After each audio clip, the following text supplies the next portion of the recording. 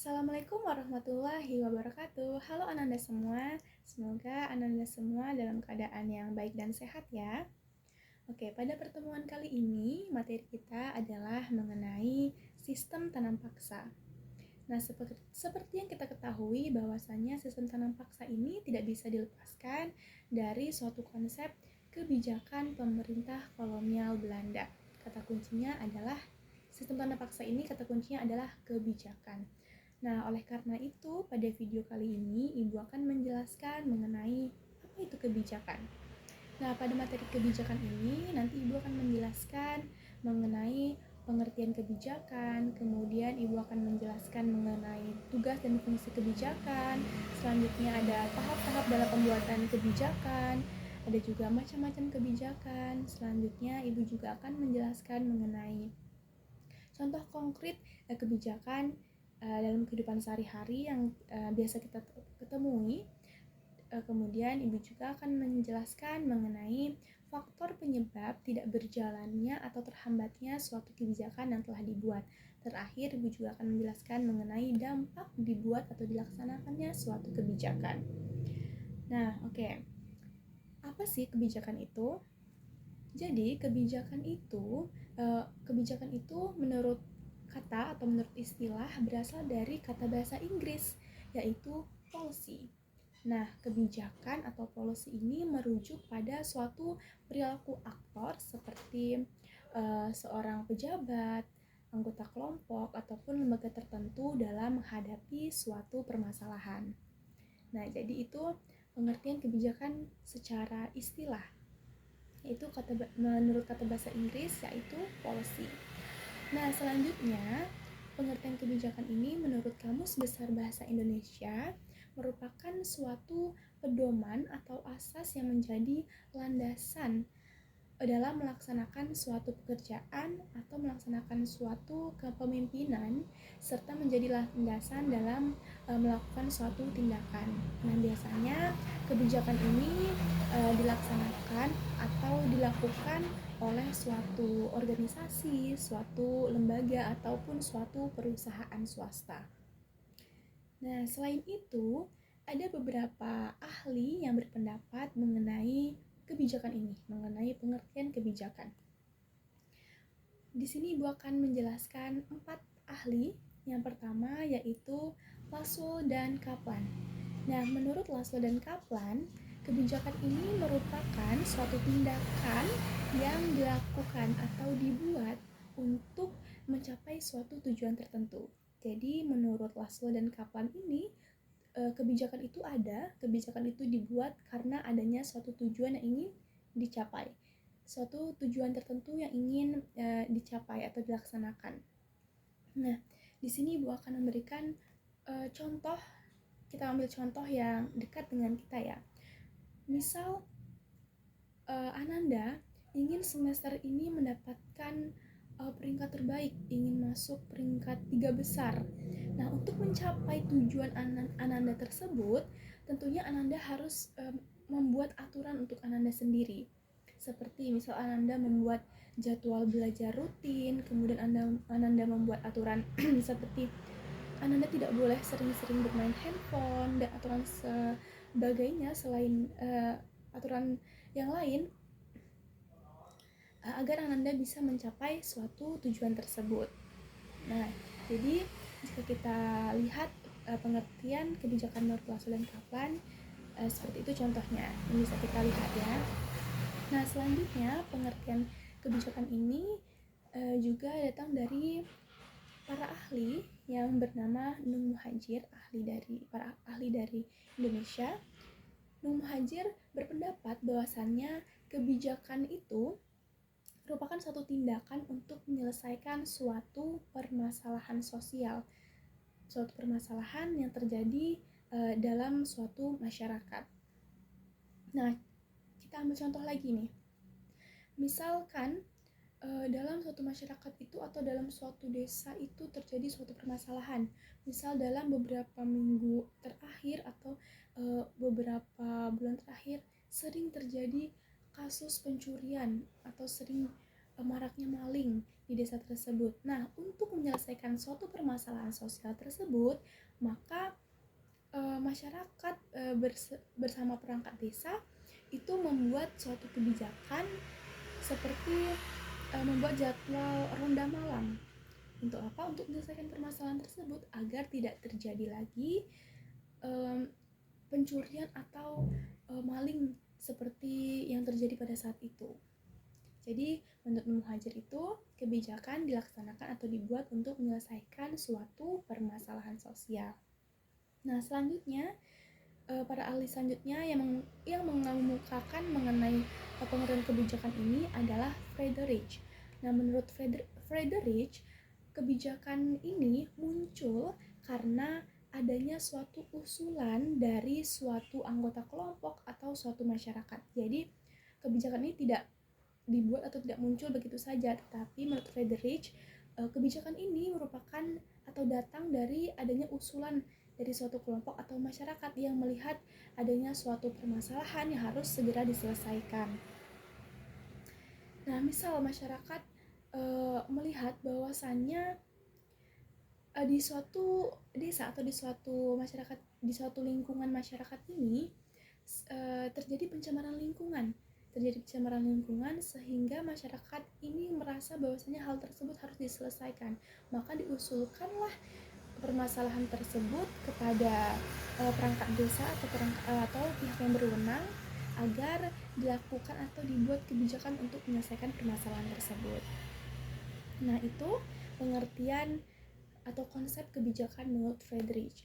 Nah, pengertian para ahli yang terakhir, yang keempat, yaitu menurut Anderson. Pendapat Anderson ini tidak jauh beda dengan pendapat Laszlo dan Kaplan, bahwasannya kebijakan ini merupakan suatu tindakan yang dilakukan atau dibuat untuk mencapai suatu tujuan tertentu untuk menyelesaikan suatu permasalahan. Oke, itu tadi beberapa penjelasan mengenai pengertian kebijakan. Nah, dari beberapa pengertian kebijakan tadi dapat kita ambil kata kunci dari penjelasan yang telah Ibu sampaikan. Apa sih kata kunci bisa kita ambil? Yang pertama, yang seperti yang Ibu jelaskan tadi, bahwasannya kebijakan itu merupakan suatu tindakan. Suatu tindakan yang dibuat oleh siapa? Tindakan yang dibuat oleh seorang pejabat, atau tindakan yang dibuat oleh pemerintah, kebijakan yang dibuat oleh suatu lembaga tertentu, atau kebijakan yang dilakukan atau dibuat oleh suatu perusahaan. Untuk apa? Untuk menyelesaikan suatu permasalahan yang sedang terjadi atau permasalahan yang sedang dihadapi, dan untuk mencapai tujuan tertentu yang ingin dicapai. Jadi bisa kita simpulkan sama-sama ya, bahwasanya kebijakan itu merupakan suatu tindakan yang dilakukan oleh suatu kelompok atau suatu lembaga tertentu untuk menyelesaikan suatu permasalahan serta mencapai tujuan tertentu yang ingin dicapai. Nah, lalu apa tujuan serta fungsi dibuatnya kebijakan ini? Oke, pertama kita bahas terlebih dahulu mengenai tujuan dari kebijakan ini. Nah, ada beberapa tujuan dilakukan atau dibuatnya kebijakan ini. Yang pertama, tujuan dibuat kebijakan ini adalah untuk mencapai sasaran tertentu yang telah ditetapkan oleh suatu pemerintah atau pihak yang berwenang. Seperti yang telah Ibu jelaskan tadi, bahwasanya kebijakan itu muncul karena adanya tujuan, ya, menurut Laszlo dan Kaplan tadi. Nah, begitu juga tujuan dilakukannya suatu kebijakan. Kebijakan ini dibuat dengan tujuan untuk mencapai sasaran tertentu yang telah ditetapkan oleh pemerintah, yang telah diinginkan oleh pemerintah. Apa contohnya? Kita ambil contoh yang lebih jauh ya. Kebijakan pemerintah contohnya. Pasti Ananda sudah familiar dan tidak asing dengan kebijakan wajib belajar 12 tahun. Nah, itu adalah salah satu contoh kebijakan dari pemerintah. Nah, kebijakan itu ada karena pemerintah ingin pendidikan ini dirasakan oleh seluruh anak-anak di Indonesia. Itulah tujuan pemerintah, yaitu ingin pendidikan ini merata, maka dibuatlah suatu kebijakan berupa wajib belajar selama 12 tahun. Itu tujuan pertama. Nah, tujuan dilakukan atau dilaksanakan kebijakan selanjutnya adalah untuk menyelesaikan suatu permasalahan sosial.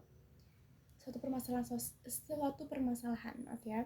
Suatu permasalahan, baik permasalahan sosial, permasalahan ekonomi, permasalahan politik, dan lain sebagainya. Kita ambil contoh lagi, misal permasalahan dalam bidang sosial. Nah, seperti yang kita ketahui sekarang kan masih banyak ya masyarakat yang dikatakan pendapatannya rendah, dikatakan kurang mampu. Nah, untuk menyelesaikan permasalahan tersebut, maka pemerintah melakukan suatu kebijakan seperti BLT, ada yang tahu BLT, bantuan kepada masyarakat ya, berupa uang atau sembako seperti itu, untuk merentas kemiskinan di Indonesia. Itu adalah tujuan kebijakan dibuat yang kedua. Nah, yang ketiga, kebijakan ini dibuat untuk mensejahterakan masyarakat. Kenapa dibuat untuk mensejahterakan masyarakat? Ya tentu, kenapa pemerintah membuat kebijakan apabila masyarakat tidak sejahtera gitu. Nah, jadi kebijakan ini dibuat untuk mensejahterakan masyarakat. Contohnya, kita ambil contoh dalam bidang kesehatan. Pasti Ananda juga tahu kan tentang BPJS, kebijakan pemerintah dalam bidang kesehatan, yaitu dengan membuat atau memberikan jaminan kesehatan kepada masyarakat. Hal itu dilakukan untuk mensejahterakan masyarakat juga loh ternyata, seperti itu ya. Nah, selanjutnya kebijakan ini juga dibuat untuk membantu mendukung pembangunan pemerintah. Jadi kebijakan ini dilakukan untuk mendukung dan membantu pembangunan yang sedang dilaksanakan oleh pemerintah, seperti pembangunan jalan tol, pembangunan MRT. Nah, ini pasti tahu kan. Nah, itu juga menjadi salah satu tujuan dilaksanakannya suatu kebijakan. Nah, selanjutnya, lalu bila itu tujuan dari dilaksanakan atau dibuat kebijakan, apa fungsi kebijakan ini? Baik fungsi untuk yang membuat kebijakan atau fungsi untuk yang diberi kebijakan. Nah, jadi terdapat beberapa fungsi dari dibuat atau dilaksanakannya suatu kebijakan. Nah, yang pertama, kebijakan ini berfungsi sebagai pedoman bagi masyarakat. Pedoman seperti apa? Pedoman yang dimaksud di sini adalah masyarakat itu jadi kebijakan ini dapat menjadi pedoman apabila masyarakat nanti menghadapi suatu permasalahan atau suatu kondisi yang genting. Seperti yang kita ketahui, pasti Ananda juga merasakan kan pandemi COVID-19 pada saat itu. Nah, waktu itu pemerintah kan memberlakukan adanya PPKM ya, pembatasan atau social distancing lah gitu. Nah, aturan-aturan tersebut, kebijakan-kebijakan tersebut dilakukan atau dibuat oleh pemerintah untuk menjadi pedoman bagi masyarakat untuk menghadapi suatu situasi genting atau situasi COVID pada saat itu.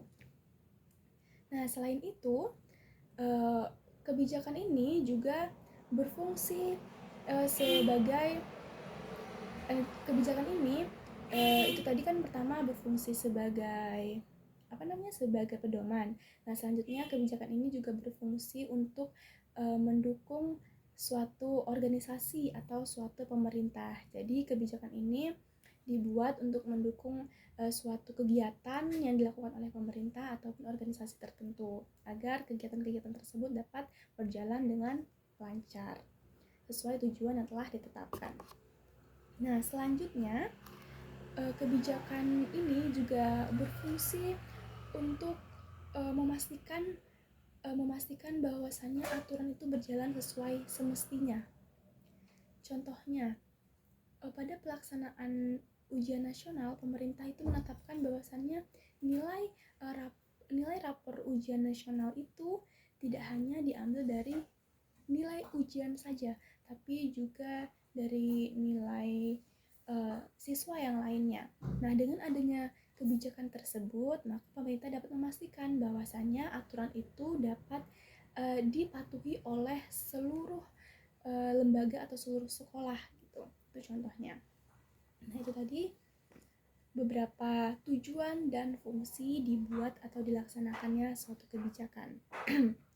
Nah, lalu dalam membuat kebijakan ini itu pasti ada tahap-tahapnya, tidak langsung dibuat begitu saja. Nah, ada beberapa tahapan dalam membuat suatu kebijakan. Yang pertama adalah penyusunan agenda. Nah, penyusunan agenda ini maksudnya apa, Bu? Penyusunan agenda ini maksudnya adalah melihat apa saja permasalahan yang terjadi di masyarakat, baik permasalahan sosial, permasalahan ekonomi, permasalahan kesehatan, dan lain sebagainya.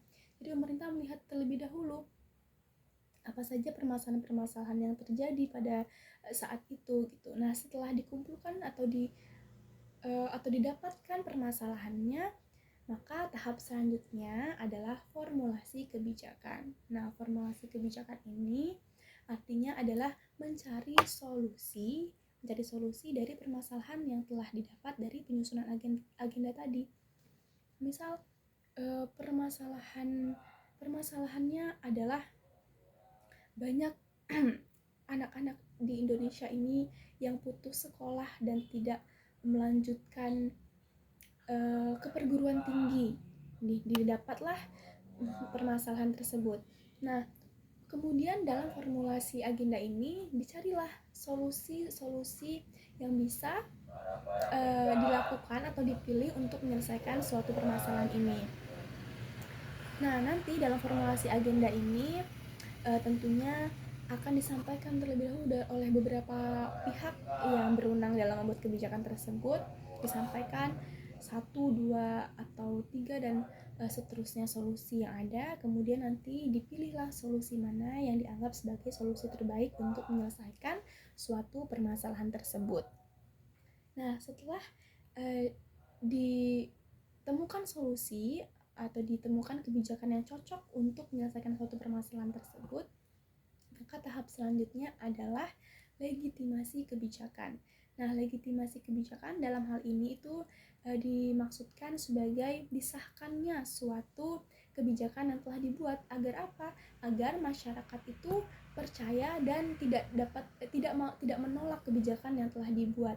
Nah, apabila sudah disahkan kebijakan ini kemudian sudah didukung oleh berbagai pihak, tentunya masyarakat akan menerima kebijakan ini dan akan melaksanakan kebijakan ini.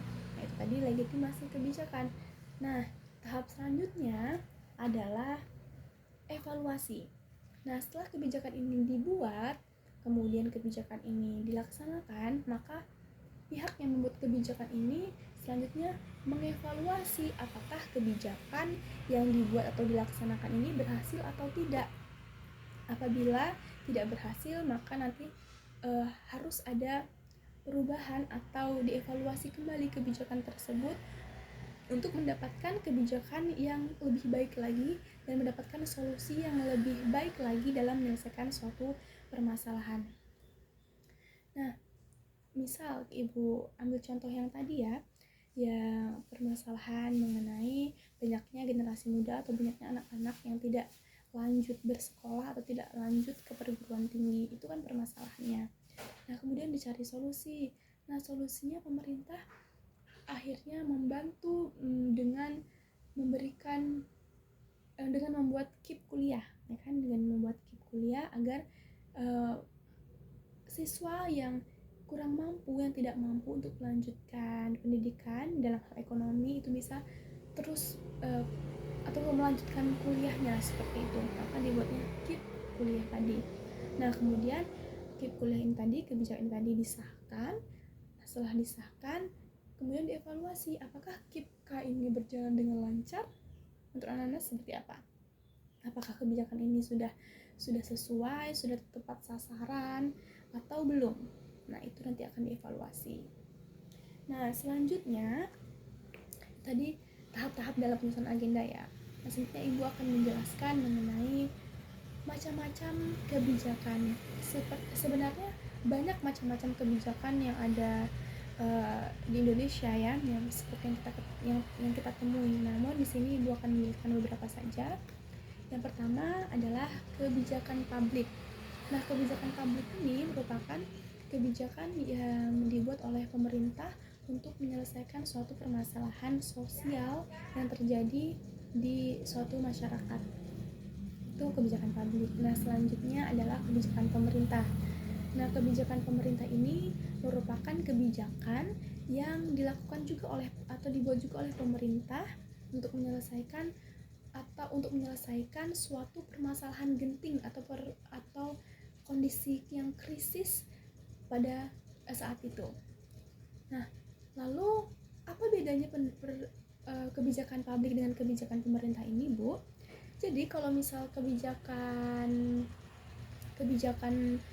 publik itu dibuatnya cenderung lebih lama dibandingkan kebijakan pemerintah. Kemudian perbedaan selanjutnya, kalau kebijakan publik ini dia melibatkan beberapa pihak dan melibatkan masyarakat, berembuk dulu untuk menyelesaikan suatu permasalahan, kemudian meminta pendapat dari masyarakat. Jadi cenderung lebih lama prosesnya dibandingkan kebijakan pemerintah yang bisa dibilang lebih sepihak, dilakukan secara sepihak oleh pemerintah karena menghadapi suatu kondisi yang genting, suatu kondisi yang krisis seperti itu. Nah, itu tadi kebijakan publik dan kebijakan pemerintah. Kebijakan-kebijakan lainnya misal ada kebijakan perusahaan. Kebijakan perusahaan ini misal kebijakan pada perusahaan swasta. Nah, dalam kebijakan perusahaan ini misal kebijakan yang dilakukan atau dibuat adalah mengenai gaji karyawan, kebijakan mengenai aturan kerja pada suatu perusahaan itu, dan aturan-aturan lain dalam perusahaan. Nah, kebijakan selanjutnya adalah kebijakan sosial, yaitu kebijakan yang dilakukan dalam lingkup sosial atau lingkup masyarakat untuk menyelesaikan suatu permasalahan-permasalahan sosial yang sedang terjadi atau yang sedang berlangsung. Seperti yang Ibu jelaskan tadi, ada seperti permasalahan mengenai kemiskinan, kemudian permasalahan lingkungan seperti pencemaran lingkungan, dan permasalahan-permasalahan lainnya. Itu tadi adalah kebijakan publik, kebijakan pemerintah, kebijakan perusahaan, dan kebijakan sosial. Nah, itu tadi macam-macam kebijakan. Nah, Ibu juga selanjutnya akan menjelaskan mengenai contoh konkret dari kebijakan ini seperti yang kita temui di kehidupan sehari-hari. Sebenarnya sudah Ibu singgung juga di awal, ada berbagai macam-macam kebijakan atau contoh konkret dari kebijakan ini. Yang pertama tadi misal kebijakan dalam bidang pendidikan seperti kebijakan KIP kuliah, kemudian dalam bidang kesehatan misal kebijakan pemerintah dalam menangani kasus COVID-19, kemudian diberlakukannya atau dibuatnya BPJS. Kemudian ada juga kebijakan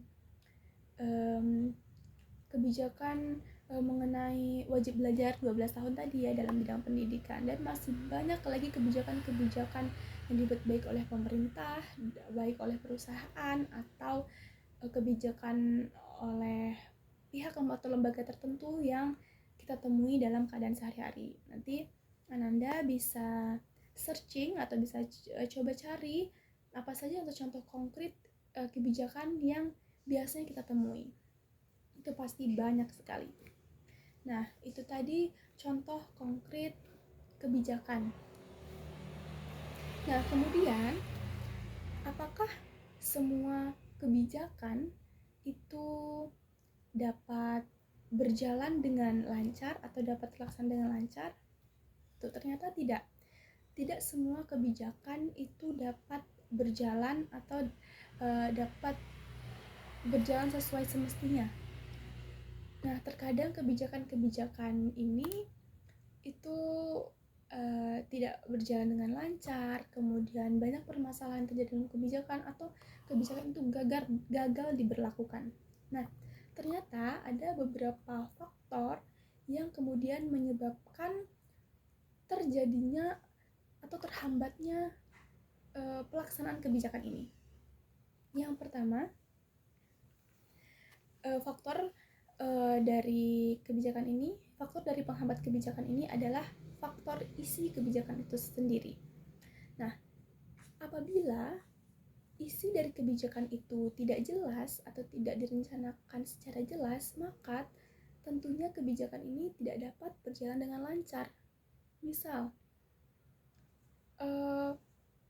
kita ambil contoh kebijakan sosial seperti bantuan sosial atau BLT yang tentunya Anda juga tahu ya. Nah, apabila isi dari kebijakan tersebut itu ternyata tidak jelas atau tidak sesuai, maka hal ini dapat berdampak kepada terhambatnya pelaksanaan kebijakan tersebut, yang nantinya juga akan berdampak kepada masyarakat yang menerima kebijakan itu tidak sesuai dengan apa yang diinginkan. Nah, selanjutnya kebijakan ini juga dapat terhambat dengan adanya faktor informasi. Faktor informasi ini apa maksudnya, Bu? Faktor informasi ini maksudnya adalah tidak adanya informasi yang jelas atau tidak adanya komunikasi yang jelas antara pemberi kebijakan dengan penerima kebijakan. Nah, terjadilah miskomunikasi akhirnya. Dengan adanya miskomunikasi ini, informasi yang tidak jelas mengenai kebijakan ini, maka tentunya penerima kebijakan juga bingung. Memangnya kebijakan ini seperti apa? Kemudian informasinya tidak jelas, informasi tidak tersampaikan dengan baik kepada masyarakat sehingga kebijakan ini dapat terhambat dalam pelaksanaannya. Nah, faktor selanjutnya yang dapat menghambat terlaksananya suatu kebijakan adalah dukungan. Dukungan ini maksudnya apabila suatu kebijakan yang telah dibuat itu tidak dapat dukungan dari beberapa pihak atau berbagai pihak berwenang, nah maka masyarakat pasti enggan untuk menerima kebijakan tersebut. Kenapa kami harus menerima kebijakan tersebut? Kenapa kami harus menerima aturan tersebut? Apabila pihak-pihak yang berwenang saja tidak mendukung kebijakan ini. Nah, jadi apabila kebijakan ini tidak ada dukungan dari berbagai pihak lain, maka cenderung akan menyebabkan terhambatnya suatu pelaksanaan kebijakan. Nah, selanjutnya faktor yang dapat menyebabkan terhambatnya kebijakan adalah pembagian potensi. Pembagian potensi ini maksudnya apa? Dalam melaksanakan suatu kebijakan, itu kan pastinya sudah dibagi ya tugas masing-masing pihak untuk melaksanakan kebijakan tersebut. Ada yang bertugas untuk menyampaikan kepada masyarakat, ada yang bertugas untuk membuat kebijakan tersebut. Seperti intinya dalam kebijakan itu pasti sudah ada pembagian kerja dalam suatu bidang. Nah, apabila di lapangan ternyata pembagian potensi atau pembagian kerja itu tidak sesuai dengan yang telah didiskusikan di awal, yang telah diatur di awal, maka hal ini dapat membuat kebijakan itu terhambat dalam pelaksanaannya karena kebijakan ini menjadi tidak jelas. Kenapa? Ya karena tidak adanya pembagian potensi yang jelas tadi. Nah, jadi itu tadi beberapa faktor yang menyebabkan terhambatnya pelaksanaan suatu kebijakan. Ada faktor isi kebijakan itu sendiri, faktor informasi atau komunikasinya, kemudian ada faktor dukungan, dan ada faktor pembagian potensi atau pembagian kerja seperti itu. Nah, terakhir Ibu akan menjelaskan mengenai dampak dari kebijakan. Ada dampak positif maupun dampak negatif. Seperti yang telah Ibu jelaskan materi-materi tadi, pastinya kebijakan ini dapat memberikan dampak kepada masyarakat atau dampak kepada penerima kebijakan maupun dampak untuk pemberi kebijakan. Nah, apa dampak positifnya? Banyak dampak positifnya. Seperti kebijakan ini dapat mensejahterakan masyarakat, kemudian dengan adanya kebijakannya ini dapat menyelesaikan suatu permasalahan sosial yang terjadi di suatu masyarakat dan dampak-dampak positif lainnya. Nah, tapi ternyata kebijakan ini juga dapat memberikan dampak negatif apabila kebijakan ini tidak sesuai atau tidak dijalankan dengan baik. Seperti apabila kebijakan ini tidak sesuai dijalankan di masyarakat, maka pasti akan terjadi ketimpangan sosial atau ketimpangan dalam suatu masyarakat tersebut. Nah, itu tadi dampak dari suatu kebijakan, baik dampak positif dan dampak negatifnya. Nah, oke, itu tadi penjelasan Ibu mengenai kebijakan, baik dari pengertian sampai tadi ke dampaknya. Nah, mungkin sekian dulu penjelasan Ibu mengenai kebijakan pada video kali ini. Terima kasih. Mohon maaf bila ada kesalahan dalam penyampaian. Assalamualaikum warahmatullahi wabarakatuh.